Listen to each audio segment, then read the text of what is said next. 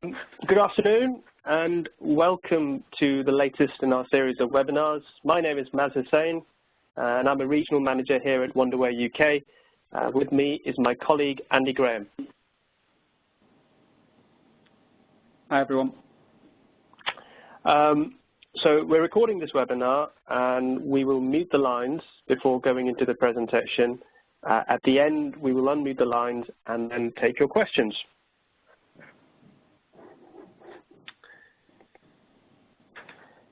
Today, we will be exploring the industrial Internet of Things landscape. We will start off by going through some of the business challenges we come across on a day-to-day basis before Andy then delves a bit deeper into the different areas highlighted on the agenda, the need for scalability, standardization, connectivity and operator awareness.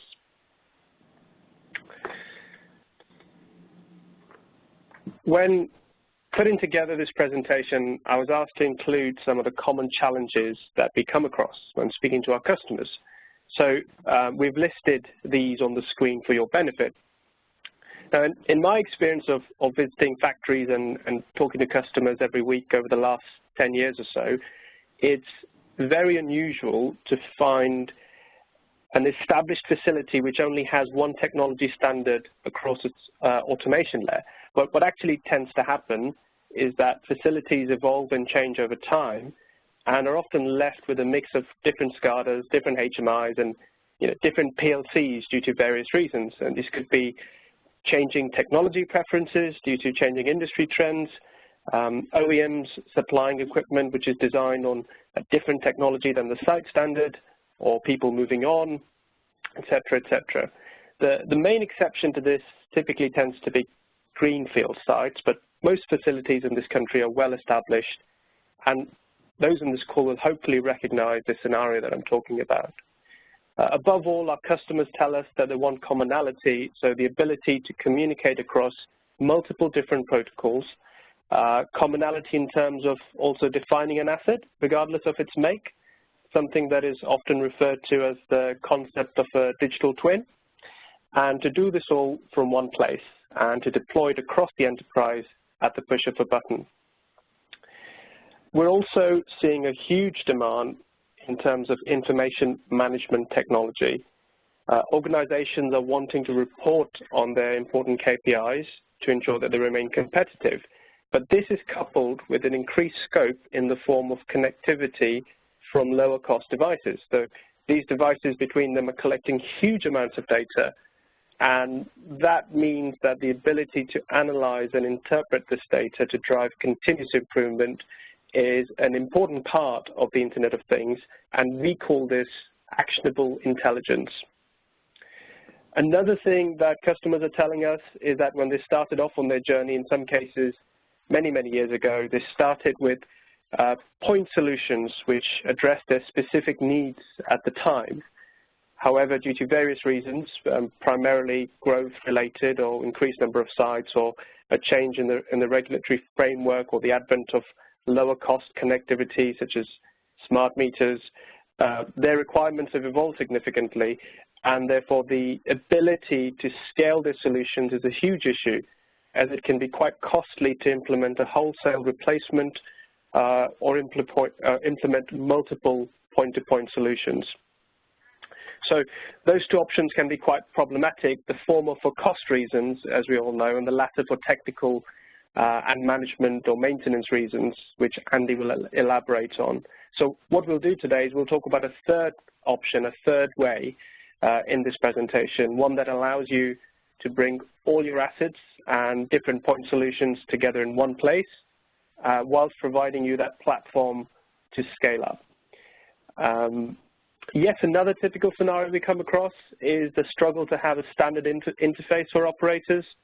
When an organization increases its footprint by increasing the number of sites, for example, the more modern sites end up having, in many cases, a different technology, and their operators therefore require different operator training and have to work with slightly different graphical interfaces and have to follow slightly different processes compared to their peers within the more mature and established sites. So how do you enforce standards in this type of scenario? We'll discuss this further today. We've put this together because we get asked a lot about standardization. Why do customers want to standardize? Well, it's quite often the case that it's easier not to have to standardize on a particular way of working, especially if you have multiple engineers or system integrators looking to commission a new system, or you're struggling to meet a deadline. So one of the main reasons why customers want to standardize is down to something we call technical debt. This is the cost of being forced to upgrade and maintain a system which isn't developed on standard principles, and it's a debt that accrues over time. It can be deferred, but will eventually have to be settled. So of course, technical debt is not the only reason why customers wish to standardize. There are savings to be made in having standard operating procedures and standard training and standard KPIs. And once again, we'll be covering all of this in a little bit more detail further on.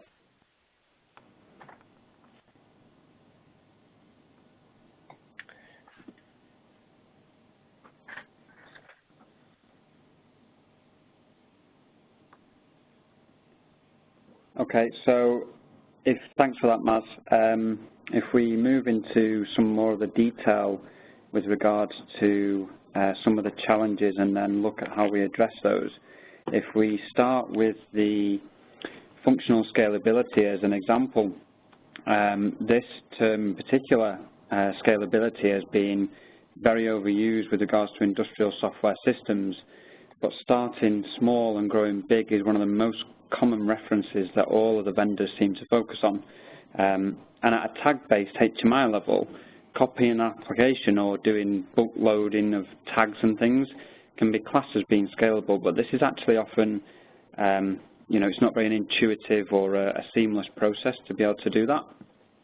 So Maz has already mentioned that from his experience it is unusual to come across this single platform for all of your automation needs, and small projects seem to imply low initial costs, lower risk, and lower implementation time. However, these are extremely difficult to extend and scale. And what we are talking about here is functional scalability. It has been proven to achieve this flexibility by building the entire system around what we all know as the plant model, or the existence of all of your assets around your estate. And this allows that gradual evolution of any application. Wonderware System Platform is that underlying platform where you can define your plant model and adopt the functional scalability you need as your business starts to expand and as it starts to grow.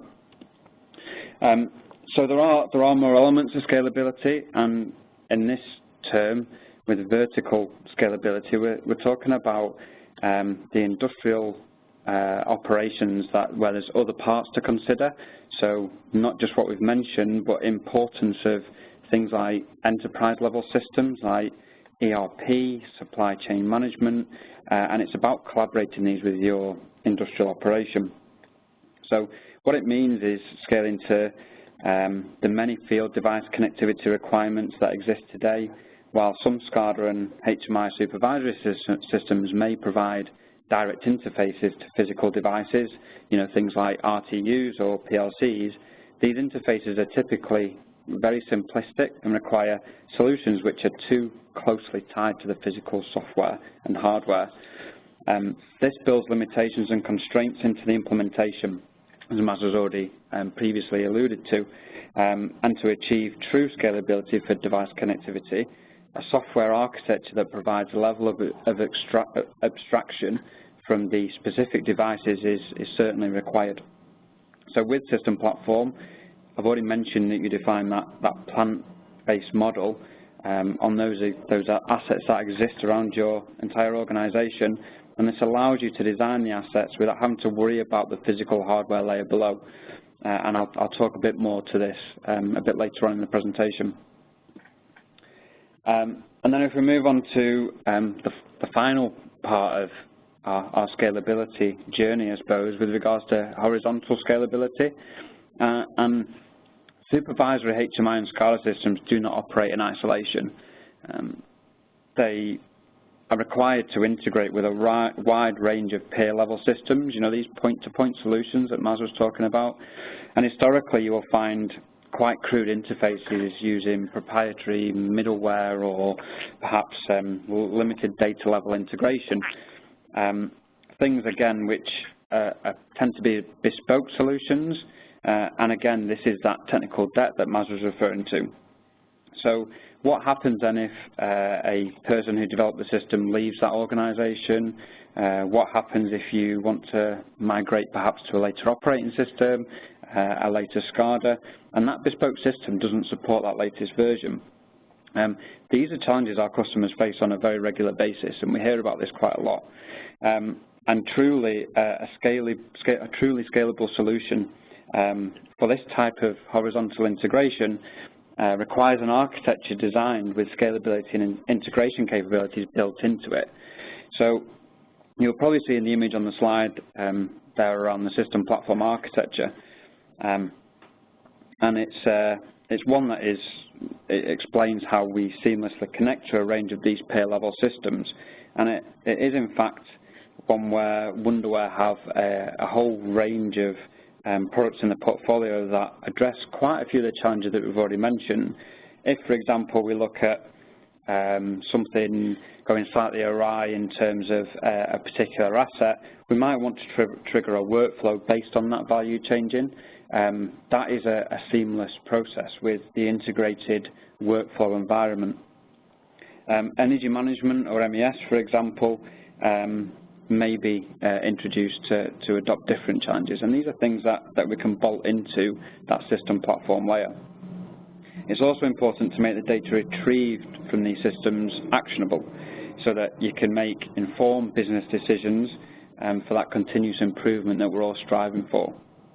And again, I'm going to talk more to that detail a bit later on. And in a bit more detail around the point-to-point solutions, especially in already well-established businesses, this extra layer that we can put on top, this system platform layer, we can provide a completely unified approach where you can then leverage these additional peer-level solutions or point-to-point solutions across your existing estate. This is quite common, especially in areas where they've had, OEMs or panel builders in, which means they're actually running a whole host of different HMIs on there across the lines or even the site or multi-site. If we then move into a little bit about standardization, and especially what we're looking for is commonality, and it's often one of the most talked about topics with our customers. And a big part of this is the asset design and development. In a typical HMI or SCADA, it is often the case where you might copy and paste or bulk load imports, as I've already mentioned, but then actually we have to do a manual edit for the different devices. And obviously, as you're probably fully aware, this can introduce things like human error and the like. The only way to truly get around this problem is through object-based design. And this is the backbone of this system platform environment and this technology. This allows you to easily replicate your plant model in a virtual representation in your SCADA solution.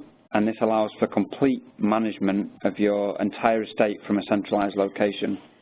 So object-based design provides an awful lot more than this, though. So it also allows for IP protection through being able to lock those objects and the object template libraries that you create. There's multi-user development included with this, so that more people can develop it at the same time, and also the ability to enforce standards, which is again becoming more and more common. So by creating any instances of the object templates that you have designed, everything included in that template then exists at every instance. So that could include things like graphical design, alarms, historical and event tag storage, user security, scripting, any inputs and outputs to the PLCs, and this relates to the physical asset in your infrastructure or the whole range of assets inside of it. On the same topic, if we take out graphical design and we actually have standards that we deploy throughout our estate, it's actually a very simple task when that graphic is associated with any sort of object asset. It deploys the same look and feel throughout the estate. This can reduce the training overhead quite dramatically. It means that the operators have just one look and feel to look at between lines, between buildings, and even sites locally, regionally, and even globally. You can deploy these standards across that very simply. And that association doesn't stop there in terms of these standards. What we can also do is choose like colours or images that are specific to adverse situations as an example, but rather than implementing it at multiple levels, this is actually a global variable change. So if you need to change something further down the line, again, you do it in one place and you don't have to do it in lots of places to make it replicate throughout the system. This also does extend to those enterprise systems as well. So if you have a multi-site business with a central ERP system, which there are quite a few of them up there, we do come across quite a few, an object with a communication to that ERP system can be deployed across all of those sites, creating that commonality throughout that we need to do. And having this type of system in place allows for the evolution of standards as your business starts to evolve. So regulatory compliance changes, as an example, if we had to propagate that through to every asset, it's now just a few clicks rather than a heavy engineering task that you might usually expect. And then if we move on to the connectivity, and I suppose this is where we're really bringing in the IoT element. So we've talked an awful lot about scalability and standardization, and IoT certainly underpins and forms a big part of that, a large part of it. So connectivity is huge, and it's something that Wonderware have exceeded the expectations with, and they continue to do so with their latest releases of their drivers. Now, if you know Wonderware and you've used it for years, you've probably seen that it's gone through quite a few different name revisions. So they originally used to be called IO servers, then they changed to DA servers, so like data access servers, and they're now known as operations integration servers. It's an indication really that they're no longer just connected to standard devices anymore that you tend to see in a plant environment. We go much further beyond that now. So our drivers, as an example, are IoT ready. So our OI gateway provides the ability to connect to things like MQTT brokers so that you can receive those really small amounts of data from the smallest, lowest cost assets. So it can be extremely useful for stranded assets with limited network connectivity, or perhaps devices on the move even. So if you've got assets that exist inside of vans and things with 3G signals, and you need to get that data up periodically, then you can do that. And I also mentioned earlier that for device connectivity, a software architecture that provides that level of abstraction from the specific devices is required. But actually, what does this mean in practice? A device-independent application could be developed for a project using one specific family of PLCs and making use of all the connectivity capabilities provided by that device. So the first step matches the benefits of the direct approach. However, real benefit comes apparent when it becomes necessary to expand the system to perhaps a similar area of the facility, one that was built at a different time and uses a completely different family of PLCs, and probably lots of differences in automation equipment.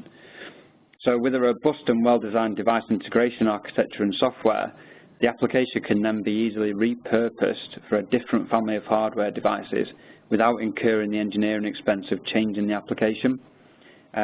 Multiply that efficiency over many pieces of equipment and many different hardware systems, and the result is actually a truly scalable software solution. So Wonderware have also taken it one step further with their latest OI server offering in the ABCIP. In terms of engineering efficiency and being able to connect to those devices, they've now provided a driver that allows a direct connection to the PLC. So this retrieves all items with the added benefit of being able to automatically create all the objects inside a system platform from these items. So that removes that, again, that human error and you can actually import potentially thousands of items or item references from your PLC in a very short period of time straight into system platform. On the same topic of connectivity, another of the latest drivers, which is imminent release date, it's just around the corner. It also provides the ability to connect to web services. Now, we do have an awful lot of these types of web services at our fingertips these days, so from things like weather channels to actually you can get the location of the International Space Station back down to your SCADA system. So some of this information can be extremely useful to use. Perhaps not the International Space Station, but for example, if we took the weather, this can affect lots of industries in many different ways. So a few obvious ones are where it is important that reservoirs stay at safe levels, as an example.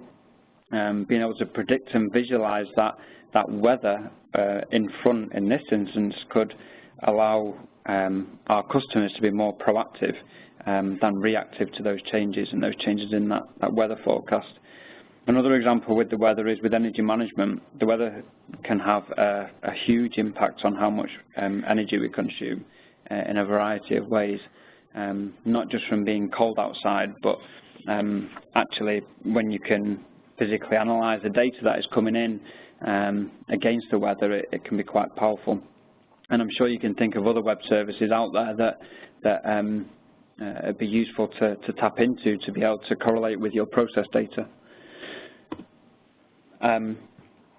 So moving on then, and when I talk about, I suppose, being a bit more proactive, operator awareness is key to that.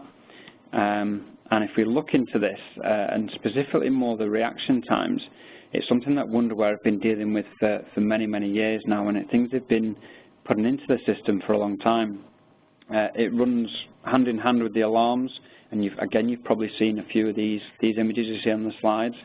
And the fact that the longer that we leave alarms, the more likely they are to become critical. And this can suffer quite severe consequences in some cases, and we have seen some in the past.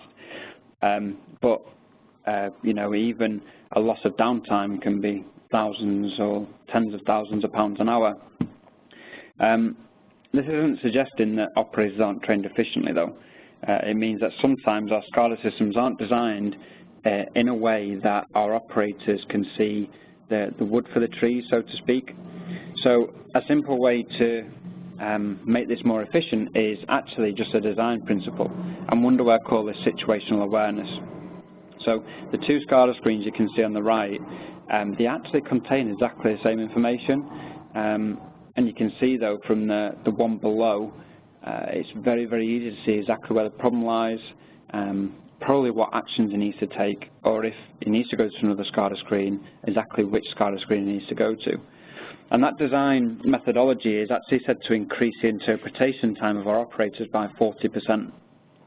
But not only this, when we talk about scalability, this is most certainly a contributing factor.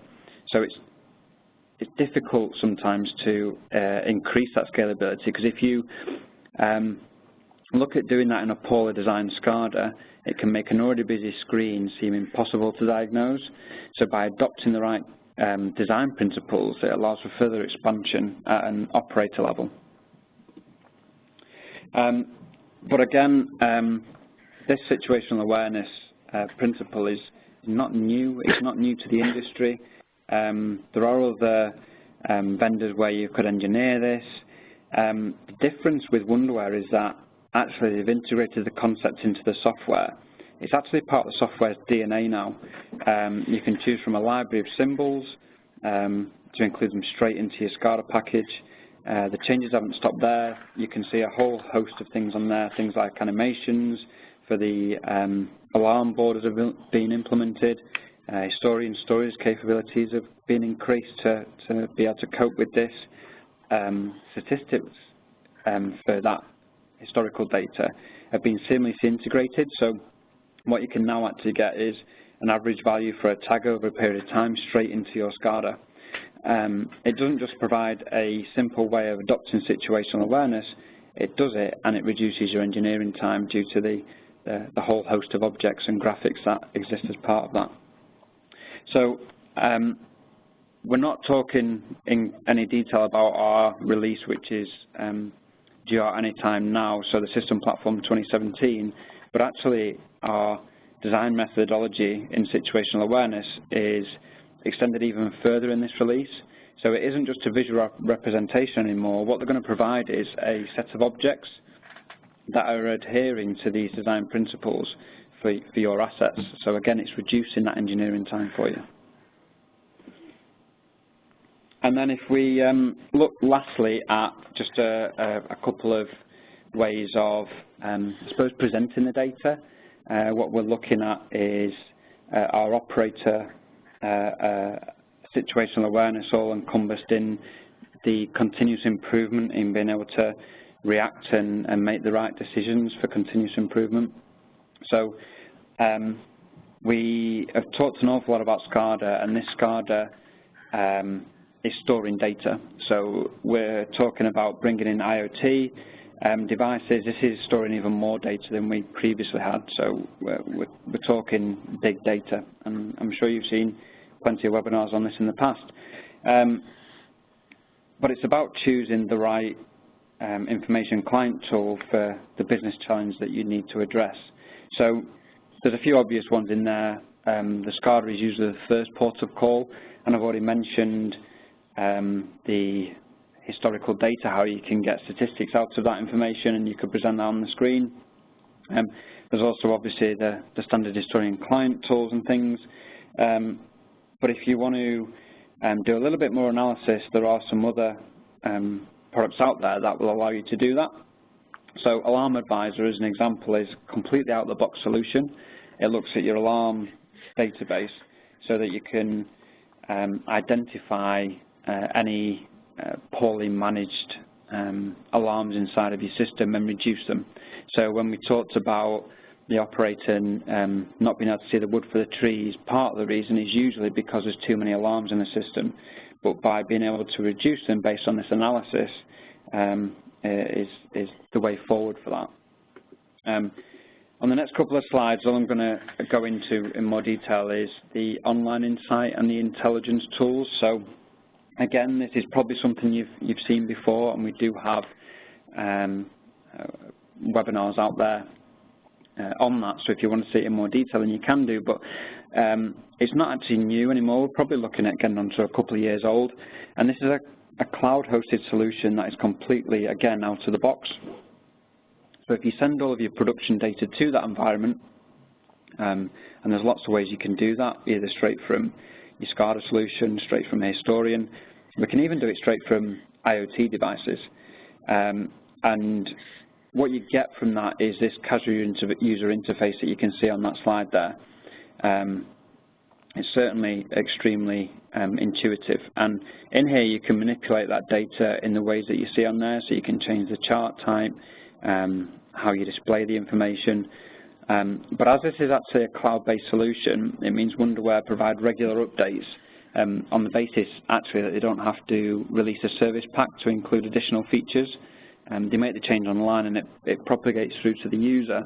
So just as an example, the latest features that were released this month are Gantt charts, so you can quickly see if a device is offline, along with the analog data associated with that device. You can also drag and zoom in on the trend, and that works really well for those touchscreen environments. The search functionality, as an example in this, is be designed in such a way that knowing the exact tag names are no longer an issue.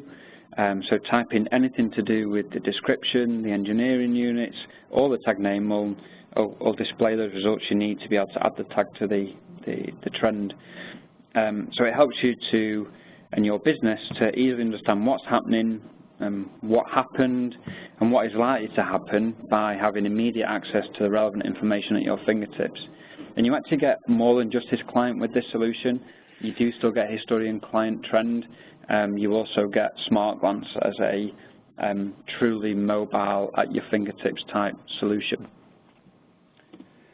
And then the last one is Wonderware Intelligence. So if you want to take it a little bit above and beyond the, I suppose, the out-of-the-box solution, and you want to start bringing in multiple data sources, you know, perhaps we do bring in the weather data so we can correlate that against our energy meters and our process data from our historian. Well, Intelligence is a product that enables you to do that. It enables you to ask many questions of your data, you know, things like how many products have I produced over this shift period, and then what were the weather conditions outside associated with that, and how much energy did it actually cost me to do that and run that production run. It does use Tableau as a front end, so they haven't redesigned the user interface. It's one of the best on the market. Again, it's an intuitive product to use. Wonderware pride themselves on making sure that their products are easy to use. And the idea is that it just provides an unparalleled insight into your operations needs. And again, it's for this continuous improvement that we've been talking about.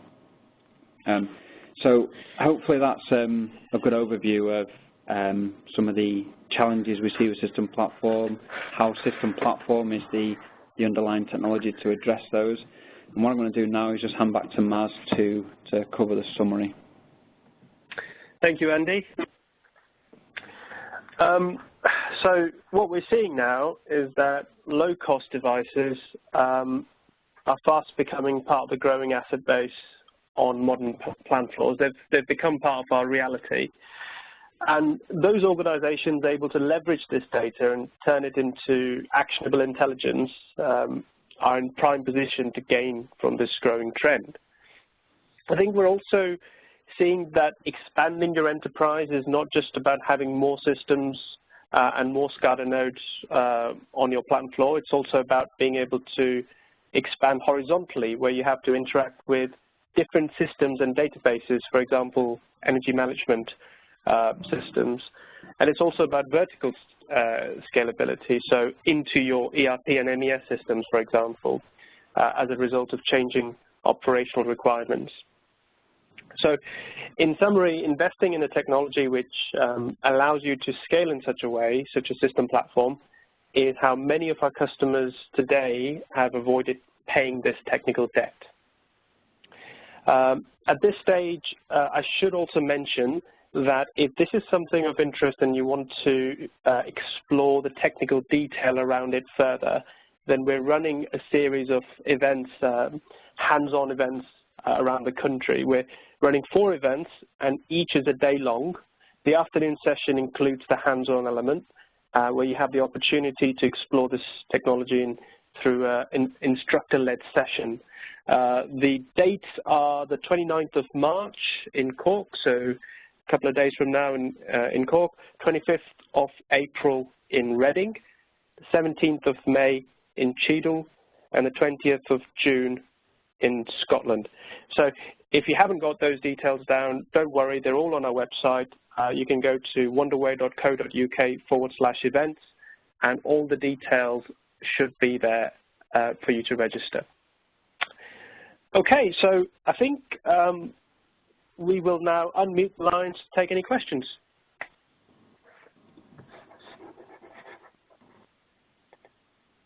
Line unmuted. Is there any questions?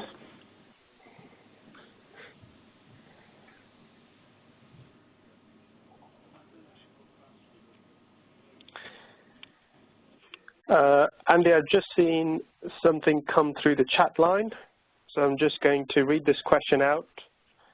Okay. We are currently using System Platform 2012 and have some remote sensors collecting telemetry data out in the field. These currently feed by an MQTT broker into a bespoke system. Can I use Wonderware to collect this data from the sensors instead? I think this is one for you. Okay. Yeah, that is one for me. Yeah, that's no problem at all. It's actually the driver that's important in that instance. So the OI gateway that I was referring to, so providing that is supported with the operating system that you're running, yeah, it just communicates via SweetLink then to the the system platform to get the data in, or into the historian, or in fact into that Wonderware Online Insight that we referred to earlier. So yes, it's certainly possible. Okay, so the version of Wonderware being 2012 is not a problem? No. Great. Is there any other questions? Was there any on the chat at all? No more? Okay. Well, just like to thank you all for your time. Thanks for attending. And if there's any other questions, then please do get back to us on our website. Thank you. Thank you all very much.